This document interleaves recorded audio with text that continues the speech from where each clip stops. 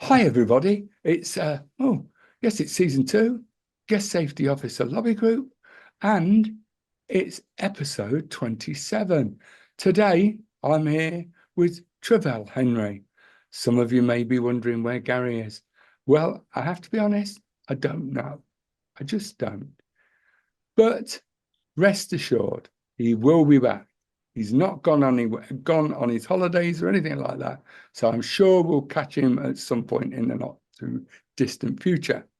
Now, I've asked Trevel if he would kind enough to come on the show, because as you know, he is a friend of the show, and talk about a couple of issues that have occurred. Some of you, the soap opera fans amongst us, may have seen the issue or the episode with the crowd crush on it. Very exciting, wasn't it?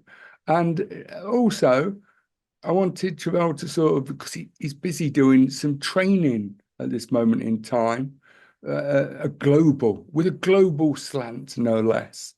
And I wanted to just ask his views on what kind of training he's doing, who to, and why.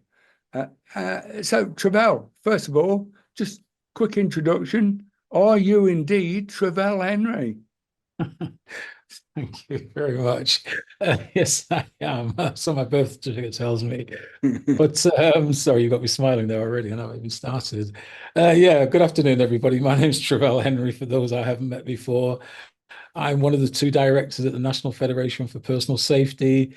And as Ian's just made reference to, we're down at the Lillishall National Sports and Conference Centre near Telford in Shropshire, delivering one of our, I'm going to call it our higher standard programs, which is the BTEC Physical Restraint Qualification. And I will purposely make the point of qualification and not necessarily an award per se, but that's a discussion for another time in more detail. But we have got people, though, on a very serious note, from the kind of so-called four corners of the UK, as we refer to it, from different sectors. We've got 21 people attending. We've got 5 trainers. We're working with working with the delegates on the program, and certainly from the introductions, people, although they're kind of spread fairly wide across industries, but schools, because we know there's been a lot in the press, haven't there, about, let's say, some of the evolving, challenging behaviours that teachers are facing themselves.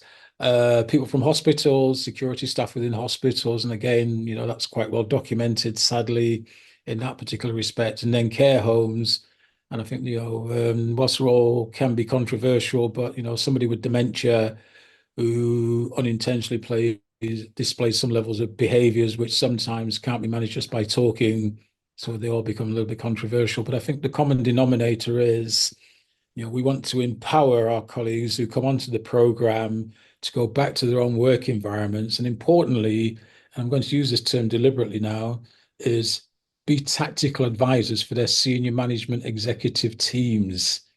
So rather than, without trying to talk me, Ian, and everybody else out of work, but they can manage things internally and be more efficient. And those savings they're making from not bringing people in, then utilize that better within the workplace.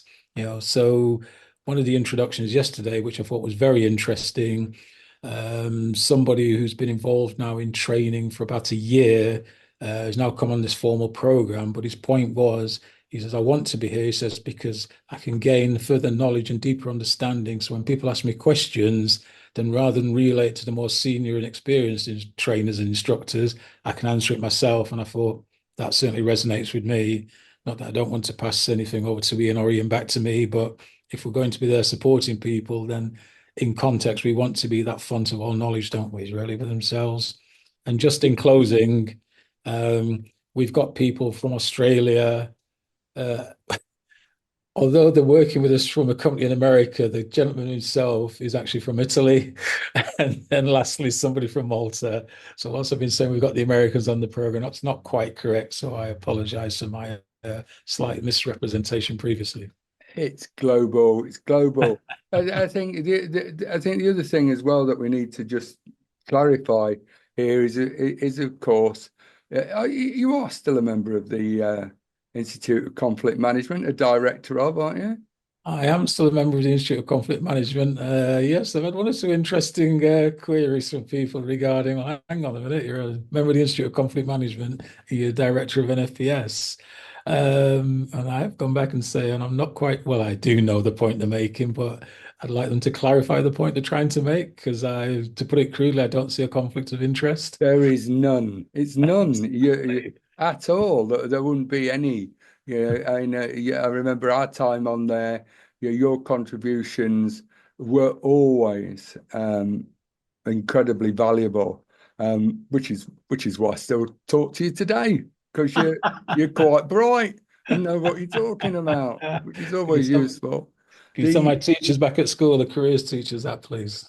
Yeah, it's the other side of the other side of it, obviously, is that Mm. you neglected to mention while you were selling your book, was the so to speak, is the fact that you are fairly well known and expert witness, aren't you? Yeah, thank you. Yeah, as with a number of other people, but yes, more recent times I'm still involved doing a lot of work as expert witness. I'm going to say a little bit behind the scenes because certainly if we go back pre-COVID days, then I kind of picked up a number of, I'm going to call them high-profile cases, which hit a lot of national Yeah, recognition, and yes, some of it. Is still being documented in the press and being followed up. There's a lot of things going on in the moment at Scotland with the yeah, Shepherd Bayou public inquiry, but there are other things happening in Scotland, not for this meeting, maybe another webinar we have later, a later date, which is going to come to prominence around some issues back to dated 2018, I believe.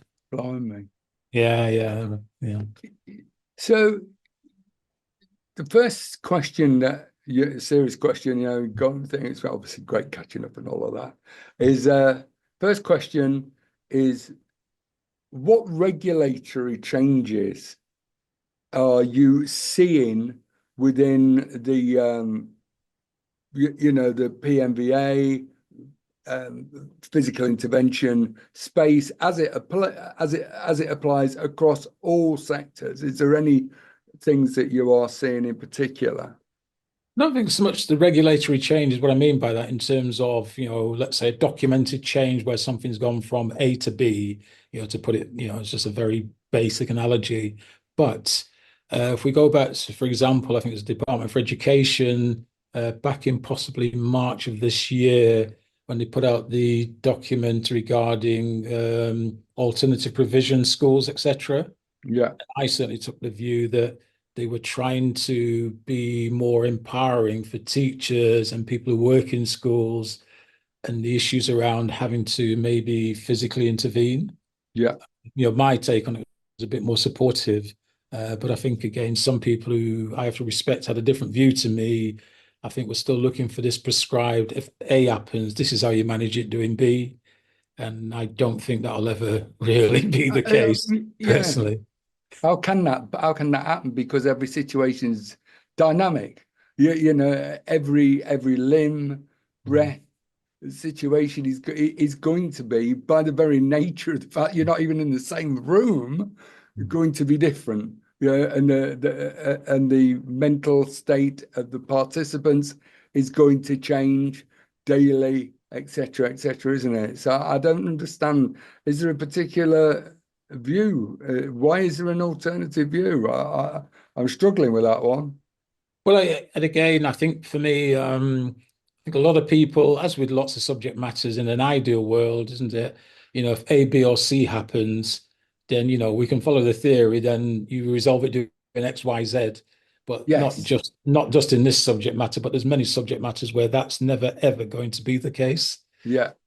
And it's a bit like, you may recall, and other people may recall, I'm going to call it the continuum of force model on the XY axis, the angle Yeah. going Yeah. across.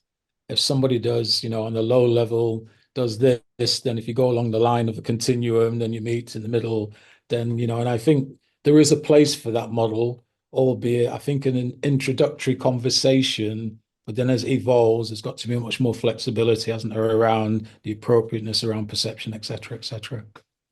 Yeah, I totally agree. Totally agree with that. From a a security side of things, have you seen anything else? Have you dealt with anything? Are you hearing anything from, your obviously your new role within NFPS? What's the sort of, the stories that anecdotal evidence stories that you're picking up and hearing from people? Is there anything of interest? No, and I think sadly in that area, and I think from my perspective, over more recent years, when there was that, we've got I'm going to call it the SIA regulated program, which it is, Yeah, and there's a place for that. But then beyond that, around the needs analysis, etc., and I'm going to say training that met that particular need, I'm having less conversations in those areas now, which I think is quite disappointing because whilst, let's say, from an introductory perspective, the SIA program has a purpose. A lot of people, I mean, when I'm saying that, won't necessarily agree with me, but it sets a standard whether we like it or not. yeah, And beyond that, from that evidence basis, then, training that meets the environmental local needs. And I'm certainly, and it's just me, so it might just be I'm not having conversations with the people who are more involved in developing that. But certainly going back a number of years when I was having quite a lot of conversations in those areas, there's certainly less so now, which kind of implies a little bit that there's gaps in the training that people require locally to where they're working. yeah. I think I totally agree. That's certainly the evidence that I'm hearing on from people on the ground, etc. Yeah, and I touched briefly on it with you just a few minutes ago while we were sort of chatting before we did the thing about the SIA training Mhm. effectively does its job, but you are essentially, by the time you've emerged from your 52 and a half hours worth of training plus uh, your first aid, if you needed it, then what you are at best is an incapable guardian. Not because you don't know enough to be able to be truly effective. You have an awful lot of information that has been Mhm. hoisted upon you in order to tick some boxes, to pass an exam. But it isn't until you actually go out into the real world and start doing it. And I would just say, I remember many occasions where you and I discussed the fact that the most experienced people in the room doing the training, the ones that actually knew how to perform the skills, not the techniques, but actually implement the skills, were the trainers. And that the Mhm. people that we trained were unlikely, unless they were in an environment that supported similar training, to be able to do that. And what do you ask your trainers to do? Well, I think certainly, yeah, that reference from a lot of training, certainly of old, was there were lots of, let's say, too many skills involved.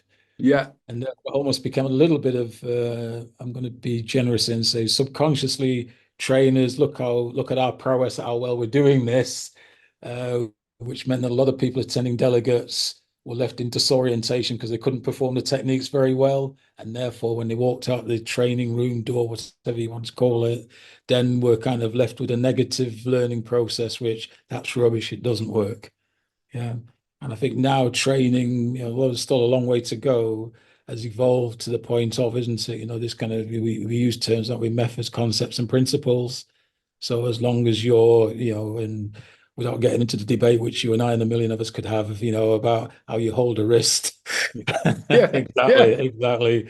We'll refrain from that for now. But, with respect, whilst your intention is meant well, and your aim is to go for the wrist area, then whether you're holding the wrist up, down at an angle, inside, outside, upside down, to a larger degree, shouldn't really matter to a larger degree. Yeah, the intent and the method behind it. I think the intention, isn't it? Really, it's got to be the game. That flexibility for people to feel comfortable to do that, then I think they feel more empowered and more engaged. I think you're right. It's interesting. I had a chat with somebody the other day, and they spoke about target focused in individuals. Okay, Yeah. yes. And essentially by that, that they're so focused on the bullseye, yeah, on the dartboard, that they forget all the other scoring opportunities that exist around. That just because you don't hit the bullseye doesn't mean you've lost. If I that think that's makes I think that's a brilliant. No, it makes sense to me. I think that's a brilliant analogy. You're right. You can become so like target focused on that specific point. You're right. Everything else just goes by the by. And whilst we acknowledge there are some reasons for that, the emotions, the stress in a life situation and in training, let's be honest, for some people, yeah, I include you and I when I say some yeah, people, training can be stressful. No, but it can be, can't it? So I don't want people to think, I'm excluding me and everybody else from there because we've all been there, haven't we? That little shield comes on, but behind the shield, we're doing the old trying to yeah, mask it. I'm just being transparent. But I think, certainly if I go back to my days of ASP training, ASP pattern, armament systems and procedures, just for people when I say ASP, but one of the things one of the methods, principles in there was around the 40-10 rule, so just say you were using a baton strike, but the principle can apply elsewhere, and you were going to aim for the forearm, just for ease of reference, then, they'd done their research where 40% of the time you might go slightly higher than the intended target, 40% slightly lower, 10% you might miss the target completely, 10% you hit the sweet spot. yeah. And it kind of made sense to me. I'm not, how accurate those figures are, by the way, I'm not sure, but the principle of what they're saying made a lot of sense to me. So, and from I suppose, from the putting your expert witness head on here, how, bear in mind how important is being able to evidence that, and how important is it for the sort of follow on is for the candidate to understand that for their own protection? Oh gosh, it's of paramount importance. And I think, and I know I keep using the term empowerment, and I don't truly apologize for using it like a broken record. But the point is to link into your question though, you know, I still come across it. People use the approved techniques, which Yeah. comes back to implying you're doing it in a set way of, yeah, exactly. You're doing it in a set way. And therefore, if you don't do it in that set way, it's not approved, and therefore it was wrong. I think we can all, yes, I can confidently say that. We can all see what cul-de-sac that's going to take us down. But equally, that empowerment of, the methodology I was taught, or the method I was taught in training was this, but when I went to apply it for a raft of reasons, which needs to be captured in evidence, Yeah. yeah, upon execution, it didn't quite work out as I intended. To do it more eloquently than this, of course they would. But, the intention was this. Because of these factors and mitigating reasons, I Yeah. wound up doing that. Then, then people need to be empowered to have the courage of conviction to, that's what I intended. That was the outcome. This is the reasons why that outcome occurred. Nobody's saying it's going to be easy, by the way, but we need people to stand up and be empowered to have the courage of the conviction. I knew what I wanted to do. Unfortunately, it didn't go quite according to plan because of these reasons. And I think when you're talking about that, just there, just in that moment, is you need to think about it like maths. I used to do all my maths in my head. Yeah. Didn't bother doing the working out. And then I failed. How could that happen? And the reason I failed wasn't that I got the answers wrong, is that I failed to show the Yeah. working out. Yes. Yeah, and on each time there was a thing, did a step, but that was a mark. You only got the answer wasn't just because you got the answer right. Yeah. That wasn't the answer per se. And I know that sounds, it was old. No, but I think, but it might just be me, but I think that's because most, if not everybody, can relate to what you just said there. Yeah. Yeah, I mean, particularly as a guy who's not good at maths at all. But it is, isn't it? As you say, and come on, I can remember that, and I'm sure many, many, many other people can. People like yourself and many others, isn't it? Yeah, you can write down the answer brilliantly and you'd have it like that. But then, as you say, you've only got about, I don't know, 40% of the marks because there was nothing for the teacher to evidence your Yeah, rationale how you came to that. yeah, I could have copied it, couldn't I? Yeah, yeah, arguably, Could have yeah. cheated. But Um, I think it's a good example analogy to use. Seriously, I but I'm think full of them, mate. You just ask me anything, I'll help you with that. easy, easy. But it's but and from an evidential point of view, as an expert witness, they're the kind of things that you're looking for, aren't they? That working out. 1 million%. And I think something that came up here yesterday when we were doing the introductions. You know, I and many other people do expert witness reporting. I still think in the UK we're not very good at that. Are we? People standing up and saying they're an expert because, there's a Yeah, lot of who do you think you are, arrogant, so and so, yada, yada, yada. Or some people, lots of people I know, are very good, but don't want to because it's not the British cultural thing to do. Yeah, I saw that come up before, actually, interestingly. But whether you're delivering a briefing to a team or you're delivering a presentation or a short program or a period of training, when somebody asks you a question, with respect, you're going based on how the question's posed, you're going to use your knowledge, understanding, experience, and expertise to answer it to the best of your capabilities. yeah, You're not using your expertise then to do that. So whether we like it or not, we're all just trying to display some level of expertise, aren't we? yeah, yeah. No, I agree. But these things do matter, Mm. and it just sort of brings me back. And I think to finally, I want to. Sorry, sorry, people, I'm not dying yet, unfortunately. I carry a piece of chalk around with me though, just in case. So you can draw an outline around me. Saves time. But the bottom line is, there was an episode of a crowd crush on Eastenders, uh, which is sort of certainly gained some traction within the crowd management, venue, security arena, and rightly so. Yeah, fairly well done, well depicted, etc. But the bits that stuck out to me, of course, is it was a one-man door. Mm. Yeah, here's a nightclub with a one-man door. And for those people who think, oh, that's just in the movie, it's just in the movies, and no, it's not. It happens everywhere. Mm. So, as an expert witness, there you would go through various processes, wouldn't you? Mm. And how would that look if you were looking at that? Would that be one of the areas that you would be focusing on? Oh, absolutely so. I mean, let's look at it from a risk management perspective, the management prevention of things going wrong. So by default, we need two or more people, don't we? By default, we need two or so, not only looking at the risk management references around that and the fact that only one person was deployed on the door would be, almost like your starter for 10. And whilst we'd quite rightly evolve into other areas, but I think, just purely from the introduction, there'd be so much work around challenges, around the fact there was one person measured against the risk of X number of people. Gosh, there's so much there, so much to pick at. And, you know, I think I made a comment on that post around, we think about the principles about lone working, there's many, many things people use, but if things are going wrong, who wears your backup? Non-existent.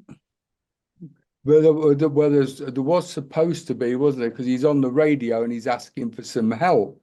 But my sort of view on this would be, who's he asking for help? No, exactly. What's their role in this? Yes, thank you. The Exactly. other the other thing is, because this is obviously, as you know, I have a bee in my bonnet about one-man Yes, doors. we've been championing this for 15 years, probably a lot longer. Yeah, something like that. But you see, within the context of the licensing, Mm. the license that would be on there, then it may well be that the venue only needs, according to the license, to have one person. And as Gary and I have spoken about before, that often a member of the management team will become or get qualified or get a license. So technically, you can meet the threshold to say, I have got X number of door supervisors on the premises at this particular, but in reality, they are not carrying out that function. So just going back a pace there then. So notwithstanding anybody doing any review, let's say around the management and prevention of risk, trying to eliminate, reduce, control, etc. 99.999% of people would pick up the fact that there's only one person on the door as a major issue. But then let's flip that on its head for a moment. You're saying then that the licensed premises could be signed off, approved, that it's only a one-person door? Well, it won't be signed off as a one-person door, How would they do but that, please? but because what they will have to demonstrate is that they've got sufficient numbers of door supervisors available. So there's a sort of rule of thumb that it's about 1 per 100. Yeah. Okay. So if there was less than 100 in there, and more than that, then you're going to need two. So what you normally get is that you will get a member of the management team Right. will go and undergo the SIA training. There is a view as well that the person who's running the premises has a right to be able to eject people from their premises. It's their house. They are licensed to they are there is a potential for that. So but it's sort of very dodgy ground in that sort of thing, and in my view wouldn't stand up to a serious legal challenge. That's why I'm asking is, as an expert witness, how quickly are things like the licensing things the kind of stuff that you as an expert witness would be looking at? As framework references, there'll be legislation, directly linked there. There'll be regulation linked to there. There'll be, I'm going to call them organizational policies linked to their procedures, training, etc. And the reason I'm saying those as large headings, those things are the things we'd go through the process to identify, do they measure up to those standards? If not, wherever there's gaps, and we'll be saying to solicitors, then either this is the evidence that's missing, and you need to be asking for it, and on subsequent response to that, if there's still gaps in the evidence that are missing, then this is an area we need to scrutinize and go into in more detail to review and look at. So, for want of an expression, it's a bit of a deep dive audit. Yes. And it's a kind of deep dive audit that most people won't encounter as a normal part of their process. And referring back then to what we were talking about in terms of the difference between techniques and skills. Yeah. Yes. Yes. Yes, I know the technique for going through and doing ticking a box and what that looks like. Yeah. But there is a vast difference between the box ticking exercise that I do to say I have completed this audit, I know how to do this technique, and the actual skills necessary to implement it in practice to keep people safe. Yeah, and I think, and it's a tenuous link to this, but I think it's an important one as well. Across lots of industries, organizations, we still have the classic people are struggling to get 1 day's training per year. Struggling, Yeah, struggling. yeah, So I don't know. You think of the average person we all know. They're only getting 1 day's training per year. How can they argue, that I'm really competent in this area if they're not having to apply it in their workplace frequently, i.e., two or more? And let's be honest, we don't necessarily want them to go down that route because the whole philosophy of physical intervention training is to reduce the need to have to apply it. But if you're only doing it once a year, with the greatest respect, correct me if I'm wrong, wasn't that part of the HSC first aid review around skills fade, wasn't it, going back to yeah, about yeah, 2003? yeah, yeah. It was. So Ironically. you're absolutely right, and it's one of the reasons why, as you know, when we worked together Mm, on this kind of stuff, was it was to make sure that the techniques that you've got to have harmonization of, in terms of techniques, and it be the name for bits and pieces. And I know we can turn around as the concept of, we might, whatever we might call it, is mm, it isn't immaterial at a certain level, a very introductory foundational level. But you've got to have then the subsequent ability to be able to practice that, which is mm. why you and I always advocated, for a constructive uh, approach that enabled people to practice with each other Yes. outside of Yes. the outside of the actual uh, framework in which you work, the operating framework. You've Mhm. got to be able. So I could go and practice with you. If Yes. me and you meet up 10 minutes beforehand or during the shift, we can do a few techniques and go bits of it. We can practice. You can't do that when you're on your own. Yeah, and you can't do it if several people who are working there are all using different techniques. Yes. Yes. Yeah, No, please, fundamentally, and I still think it's almost paranoia on behalf of a lot of management teams that they try and what's the word I'm looking for? They try and advise people to stay away from even touch pressure yeah, application yeah, training, for fear of injuries. yeah. And all right, we're not totally naive, but yeah, as you say, let's, if we don't get some opportunity to replicate and practice, then, you're never going to improve, are you? No, Or no, no. maintain. Mm. You're not. But look, Trevel, it's going to be late. You've got a class in about 10 minutes again, I think. So Yes. yeah, as ever, you're far too interesting for your own good. And let's catch up and do some more of this soon, yeah? Yeah, please, because I mean the time has flown. We both had a small window, or I had a small window. Sorry, and I appreciate you accommodating me in that small window. But hopefully it's met you because I know you're quite an agenda person. I respect that, you know that, and so I hope we've kind of hit the wider agenda of what you had on your pad there, so to speak. Yeah, oh, yeah, yeah, absolutely, mate. It's really, really, it's been really, really useful. All right, Trevel, thank you very much. Ian, thanks for your time as always. Peace out, people. Take